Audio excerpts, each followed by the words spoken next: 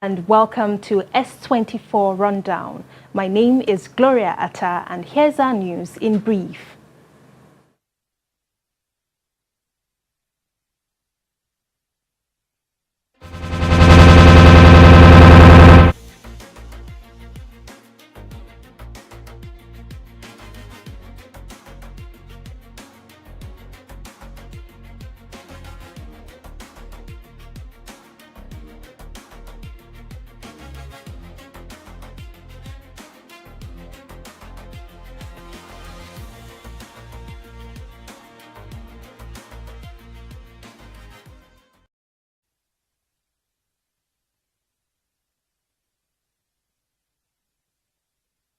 Deliberations on the establishment of state police this week as part of efforts to address Nigeria's worsening security situation.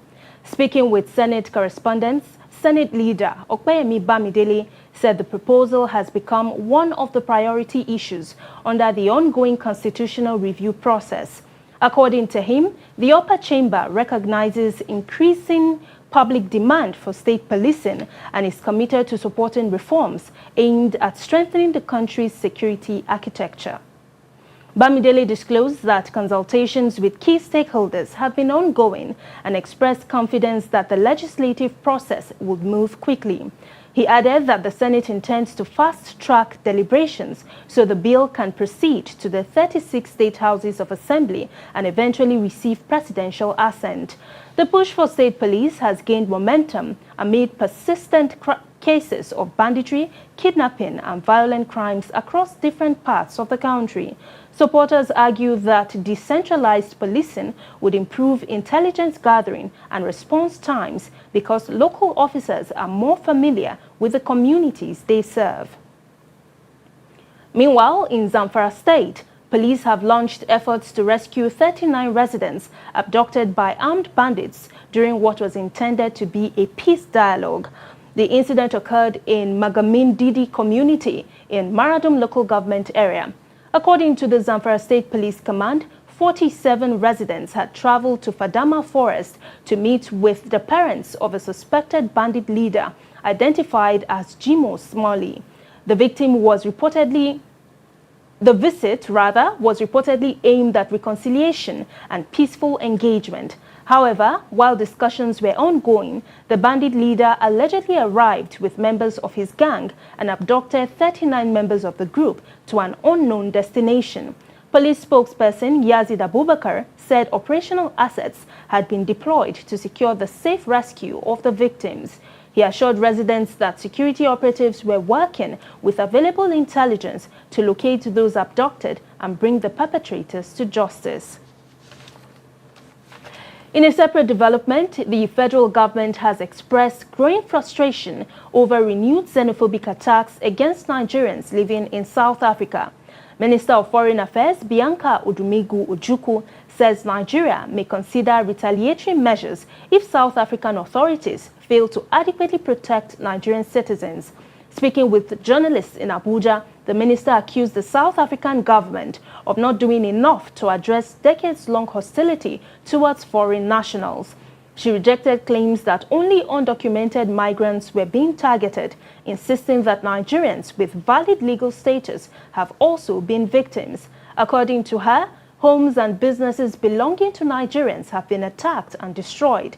She recalled Nigeria's significant support for South Africa during the anti-apartheid struggle, noting that the country committed financial, diplomatic, and humanitarian resources in support of South Africa's liberation. The minister described the current situation as unacceptable and said Nigeria remains unhappy with the response from Pretoria. She, however, noted that any retaliatory measures would require decisions at the highest levels of government. The minister also confirmed that arrangements are underway to evacuate Nigerians who wish to return home. Government officials say the repatriation exercise is expected to proceed after verification processes are completed. Meanwhile, fresh concerns have begun to emerge over the burden of foodborne diseases in Nigeria, with authorities warning that unsafe food causes more than 53,000 deaths and nearly 50 million illnesses annually.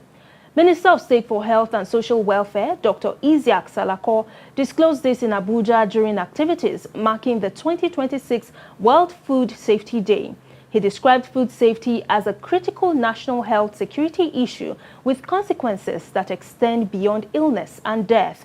According to the minister, Nigeria loses an estimated 4.26 million years of healthy life annually through illness, disability, and premature death linked to unsafe food. He noted that children under the age of 5 account for more than 80% of the country's foodborne disease burden. Dr. Salako said diarrheal diseases remain the leading cause of foodborne illnesses, with over 40 million cases associated with pathogens including Salmonella, E. coli, and rotavirus. He also warned about increasing exposure to chemical contaminants through food and water sources. While acknowledging improvements in Nigeria's food safety systems, the minister described the latest figures as a wake-up call. He called for stronger surveillance systems, improved hygiene and sanitation, and stricter compliance with food safety standards. According to him, food safety is everyone's responsibility because safe food saves lives, protects children, and strengthens the economy. An analysis of data from the United States Department of State has revealed that Nigerians spent more than 50 billion naira on U.S. visa applications between 2023 and 2024. The report indicates that approximately 201,200 non-immigrant visas were issued to Nigerians during the period. At the standard application fee of $185, applicants spent an estimated $37.2 million, equivalent to about 50.7 billion naira. Despite the significant spending, visa issuances declined by about 23%. Approvals dropped from 113,900 in 2023 to 87,300 in 2024. Business and tourism visas accounted for the majority of approvals, while student visas represented a smaller proportion. Travel industry experts say Nigerians continue to show strong interest in international travel despite increasingly strict requirements. They note that declining approval rates and policy changes have made obtaining U.S. visas more challenging, particularly for first-time applicants. And internationally, a United Nations inquiry says Palestinian civilians remain trapped between Israeli military operations, settler violence, and Hamas's rule in Gaza. The UN-mandated commission said civilians in Gaza and the occupied West Bank continue to face severe human rights violations. The report accused Israeli authorities of enabling settler violence in the West Bank and called for an end to settlement expansion and attacks against Palestinian civilians. At the same time, the commission documented incidents of executions, torture, and other abuses linked to Hamas-affiliated forces in Gaza. Investigators called on all parties to uphold international humanitarian law and take immediate steps to protect civilians. The findings add to growing international concern over the humanitarian consequences of the prolonged conflict. Moving on to business news with Martha Okpalanidu. Stay with us.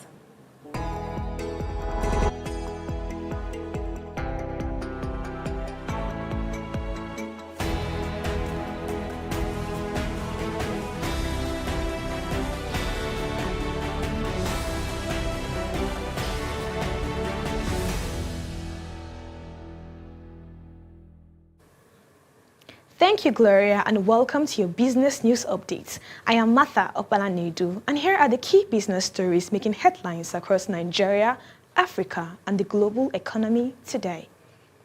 We begin in Nigeria, where the nation's stock market continues to demonstrate resilience. The Nigerian exchange NGX maintained its positive momentum as investors recorded gains across key sectors, including banking, telecommunications, and energy. The performance reflects renewed confidence in the market and improving sentiment among traders. Market analysts say the steady upward trend comes as economic indicators continue to support cautious optimism within the financial sector. Staying with the Nigerian economy, the Naira has maintained relative stability against the US dollar in both the official and parallel markets. This stability is being supported by ongoing central bank foreign exchange reforms aimed at improving liquidity and enhancing market efficiency. However, analysts warn that the currency remains sensitive to demand pressures and broader global economic developments, making sustained stability a key area to watch in the coming months. Moving across the continent, Africa's manufacturing sector continues to face significant structural challenges.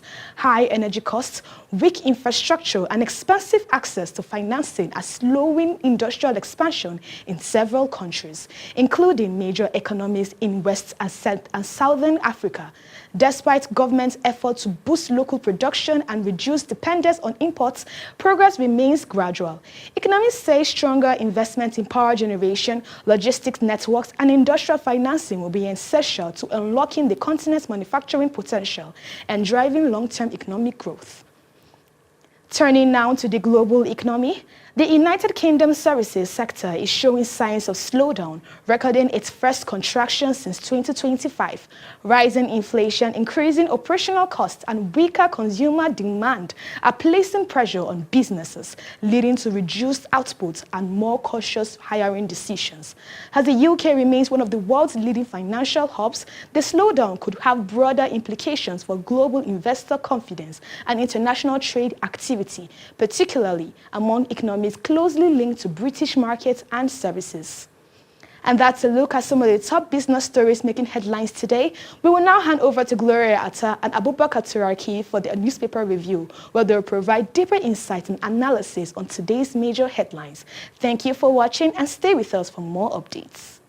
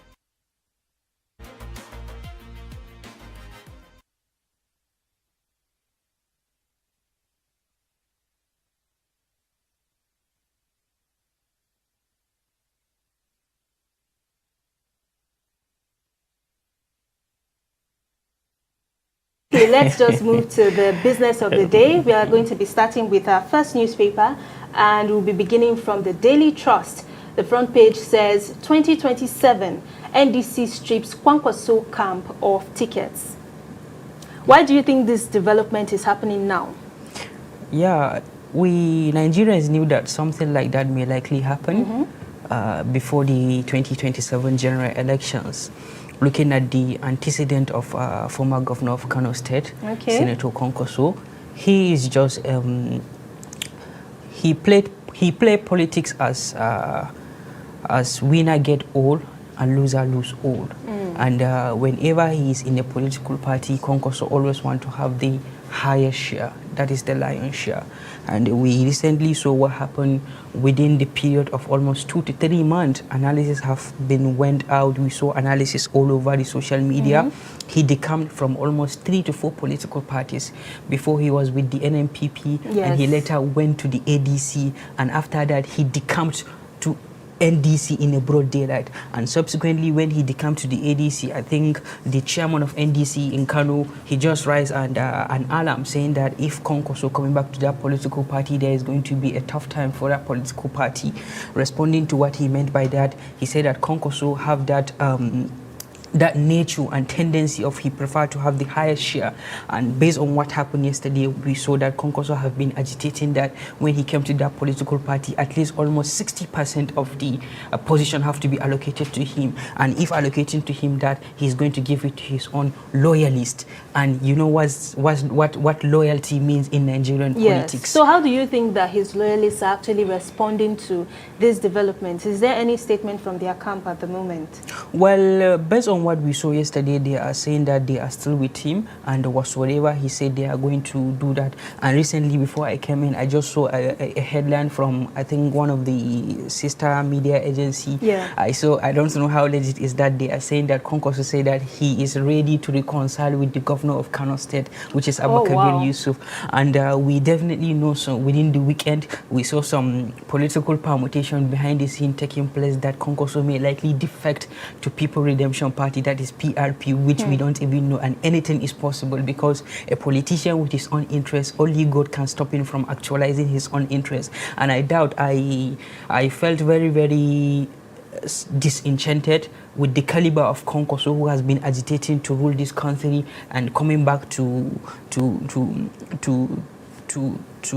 unite under the umbrella of NDC, in fact even accepting to come as a running mate to Peter Obi. I doubt if the OK ticket will be sellable, especially in the northern Nigeria. And this actually brings me to my next question, which is, with the 2027 elections, gaining a lot of momentum right now, what do you think that this development will spell for the NDC? Do you think they still have a chance with the All Progressives Congress come 2027? Recently there have been a tough time which is going from the NDC. I saw some social media analysis based on the statistics we saw online. Nigerians are even calling INEC as a department in the APC, which is an allegation. So we we saw how NDC were actually raising their own eyebrow. There was some rumor that even INEC may likely scrap that NDC because the registration did not follow the due process. So everything may happen, and everything is possible in Nigeria. I still refer back to one of our conversation. There is a political calculation and there is a pure mathematics, pure calculation in that. So everything is possible. All what we are after is someone that can come at least alleviate the suffering of Nigeria. We don't care from where he came from. We don't care from his own religion. We don't care from his own political party. I think in this 21st century where many people are going into robotic AI and we are still battling with 2027 election, we are after somebody that can at least do the needful. I think it's high time for us to go for meritocracy instead of partisan politics, instead of regionalism, instead of sectionalism, instead of all those political shenanigans. Yes, I think we should just leave it at that. At the end of the day, what we want is somebody who has the interests of the people at heart. So we are just going to quickly move on to our next newspaper, the Liberty newspaper, and on the front page it says, Zamfara, 50 elders abducted after reconciliation visit to kidnappers. What were your thoughts when you saw this story? I actually panicked. In fact, even this morning when I saw the headline, I just smiled and I just think twice. I say, where are we heading to? Yeah. So let me just also refer us to Section 14, subsection 2B of the 1999 Constitution as amended, which is the primary responsibility of every responsible government is the protection of rights and individual and even the property of its people. Yes. And yesterday what happened, you know what, I saw a social media post yesterday that we now live in a country where we have two governments. One is collecting ransom and the other one is collecting tax. And those bandits are now actually acting like Robin Hood. You know, Robin Hood is a rebel that is collecting money from the rich and giving it to the poor. But Nigerian bandits are acting like Robin Hood. They are collecting money from the poor and allegedly they are giving it to the poor. So the scenario is, the analogy is actually something that you have to think twice before you analyze it. Honestly. And coming back to almost 50 people were adopted. I think 11 were released. Yes. If you remember, during the time of President Muhammadu Buhari, may his soul continue to rest in peace. 100 farmers in Maiduguri were slaughtered at Zabarmari. So, and these people, they are farmers. We are approaching rainy season. They want to go and farm, and the government have totally failed them to protect their own life and properties. And we actually interviewed one agriculturalist, which is a food security expert. He said to us, somewhere around the northwestern part of the country, a huge amount of money was given to those bandits and they allowed them to cultivate their own farm. After that, when it comes to the period when they are going to harvest, they still gather money and give it to them. So yesterday, those people felt that the government are not responding to their yearnings and aspiration. They have no option rather than to go and enter into truth and reconciliation to these people. So that means it is safe to say that citizens are losing trust in our Of course they are losing agencies trust. and the Now, if you government. can at least open a tall line here, as well, if you hear the reactions from Nigerians, you will begin to wonder if Nigeria is a failed state. Because what we are seeing in Afghanistan, in most of the conflicting states, we are not hoping to see that in our dear country. Yes. Because I believe God this forbid. country will continue to stand united, prosperous, governable, and the future of this country, the future is actually bright.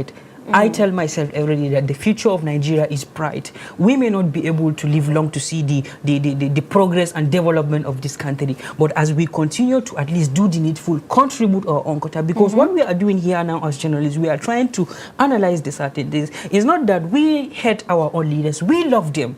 We cherish them from the bottom of their heart. And I always say to myself that we love this country far beyond the way the politicians love this country, because it has become obvious to us that politicians love patronizing public office. Rather, they actually detest patronizing public structure. But we love the country and we believe we can die for this country as long as Nigeria will continue to stay one and united. Okay, so now let me just bring one more question so we wrap up this segment. We've said it over and over again, and I'm still bringing that question to you. What short-term solutions should the federal government be looking at to ensure that this issue of kidnapping comes to rest? Because just yesterday we're analyzing the rescue of people in Ngoshe, Borno State. Yes, another day we are analyzing in one other region every day. So in just a few words, what should the federal government be paying attention to? It may be impossible to say a few words, but let me try and just summarize my analysis. All those the deployment of forest guard, creation of state police. Yes. Gloria, what the federal police failed to do, how do you expect state police will do that? First. Secondly, the only way out to this problem, let the government at least address the issue of persistent poverty, illiteracy, unemployment, and lack of patriotism. I think these are the 4 things. If the government do, I believe Nigeria will go.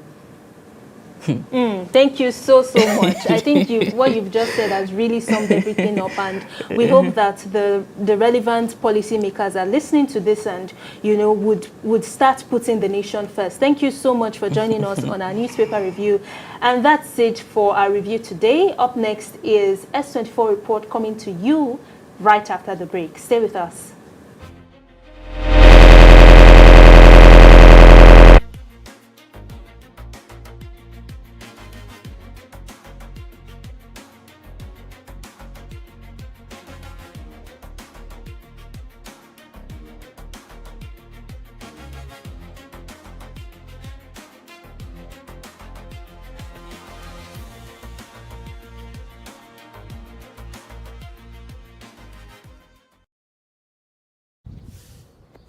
In the early hours of Lusaka's Matero Township, the day begins quietly, but for many families, it begins on an empty stomach. 13-year-old Christian Zimba prepares for school. There is no breakfast today, only warm water to ease the hunger. Her mother, Judith Sishon, prepares what little she can before sending her daughter on her way. Each morning, Christian walks for 30 minutes to Mambilima Primary School. But today, like many days, the journey is not just about education, it is about hope. At Mambilima Primary School, the smell of porridge fills the air. For many pupils, this is the most important moment of the day. A single meal is keeping children in school and changing their futures. What I love about the food program is that it helps us a lot, because when we don't have money, sometimes we get food, so it will help us. It helps us a lot and others. With full stomachs, learning becomes possible. Hunger no longer interrupts lessons or dreams. Some of us, we can stand up, we can say that we've gone to school, but we don't have anything in our tummies. When we come to school, we eat something, then our tummies get full. So that by the way we're going home, we're energetic.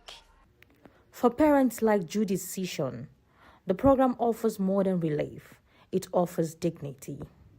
When a child eats, they can concentrate. Christine's performance at school has really improved, and that makes me happy as a parent. May this program continue. Behind every meal are cooks who serve thousands of children each day, turning food into opportunity. Serving these kids is a wonderful experience to me as a chef also, and also to my fellow chefs, because we learn a lot from these kids also. We learn how to handle them, we learn how to counsel them, because some of them, they can be notorious sometimes. So it's a great experience for every one of us. We are getting another experience apart from being a chef. Teachers say the difference is visible. Where there was once fatigue and absence, there is now focus and attendance. The program is quite impactful. It's very, very important and very good to the children, because we have seen that because of the feeding programs, parents have less pressure of monies from children. So children come and they have food at break time. Not only that, it has also increased pupil presence in school. Absenteeism has been reduced because children want to come to feed. Zambia's school feeding program, launched in 2011, now reaches millions of children across the country. It is expanding towards full national coverage. As educationists, we believe that the learners to learn, there should be health. That's one of the things the feeding program is addressing. It's addressing the issues of health, which goes with the issues of appropriate nutrition. For Christian and thousands like her, a simple plate of food has become something greater. It is not just a meal. It is a reason to stay in school and a bridge to a better future. In Zambia, education is no longer just taught in classrooms. It is served on a plate.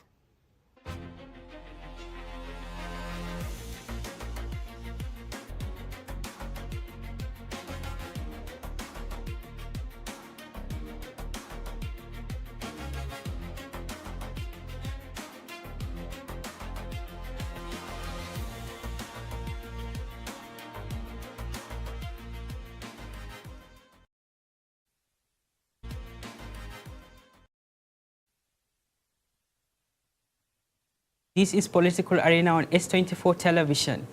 As Nigeria moves closer to 2027 general elections, journalists face growing responsibilities in reporting political development accurately and fairly.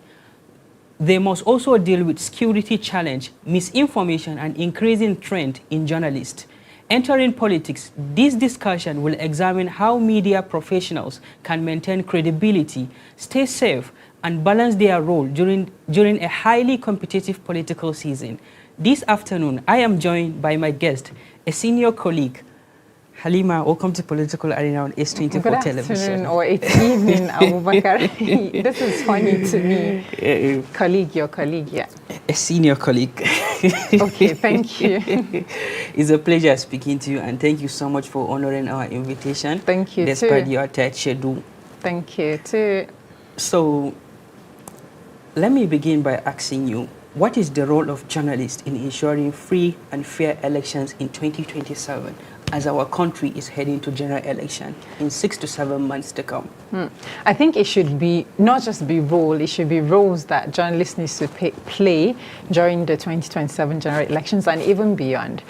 Journalists are saddled with the responsibility of making sure that they're able to distinguish for viewers and the difference between manipulations and truth. You know, we all know that 2027 election is going to be one of the most consequential elections for Nigerian journalists since the return of Nigeria to democracy in 1999. Why? Because it's been the ruling party for almost 12 years, and there's been cries about bad governance, insecurity, bad economic situation, etc. So, and even corruption. And well, corruption is part of it. There are so many challenges when it comes to governance in Nigeria. But with the APC that pushed the PDP out in 2015 as corrupt, maybe administration and people, the government that people feel did not do a lot until this administration of the APC came, and then this is like the 11th year, we've just entered the 12th year.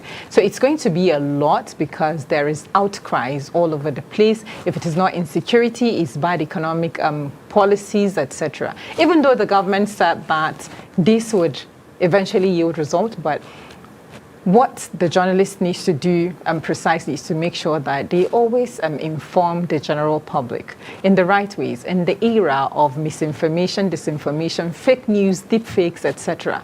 You remember that recently there was an audio note that kept circulating in the media where it was purportedly the president speaking, which involved VDM, the very dark man, etc.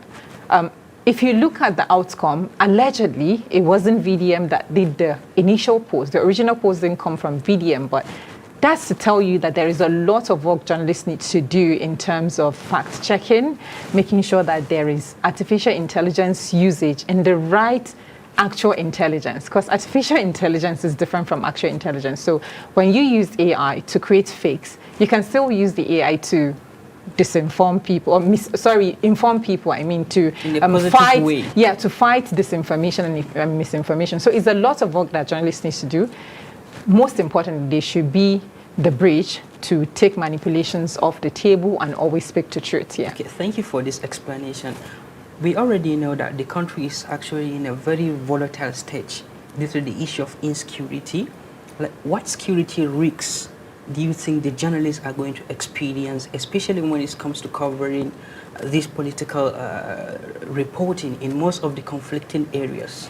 In conflict zones, journalists need to, first of all, be discerning and look out for themselves, whether their organizations put security measures in place or not. For instance, if you're reporting in places like maybe Zamfara or Sokoto or Kebbi or Katsina or Kaduna, in conflict zones, maybe in Kankara, maybe in Kankia, maybe in Batsari, etc., you need to be discerning to say you look at your surrounding before you even start anything, because you need to sometimes even come like a regular maybe observer or an electorate like every other person to protect yourself. So it means that beyond what the organizations would do in terms of protecting their staff members, journalists need to wear their discerning mind, and wherever they are going to cover the election anywhere in conflict area, they should look out for their safety first.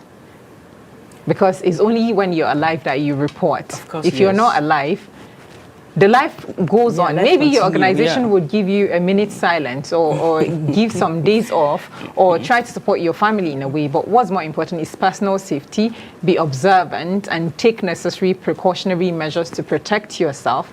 And then I'm sure that the organizations will also put maybe security measures in place that will protect you where you are. But first, you are your primary responsibility to protect yourself. Yeah. You made mention of the the coming of artificial intelligence. So how do you think that the journalists, the government, and even concerned Nigerians can at least use the AI in promoting positive aspect of the 2027 general election? Because the stability of this country is the stability of all of us. And we saw how people are using artificial intelligence, especially in promoting fake news. And you know, sometimes fake news used to go viral. It's not sometimes, most times. Most times. Fake news, misinformation, disinformation goes viral. And if you put out maybe a fake information, in less than maybe 30 minutes, it might just reach millions of views. But if you do a counter to say that that's fake, it might take you ages, 1 week, 1 month, or more than that, before people that actually, maybe 1/3 of the people that saw the fake news see that you've countered with an original narrative. So I think the work is on everybody, not just one person. For government, they should put policies, or they should implement policies that serve as deterrent, that punishes people that circulate fake news in an open, transparent manner, not to be using government tools to arrest people who talk bad about government or people who criticize government, etc. For media organizations, we need to use the power of AI in terms of creating fact-checking desks, use AI tools to counter fake news and misinformation, disinformation, etc. For individuals, always verify before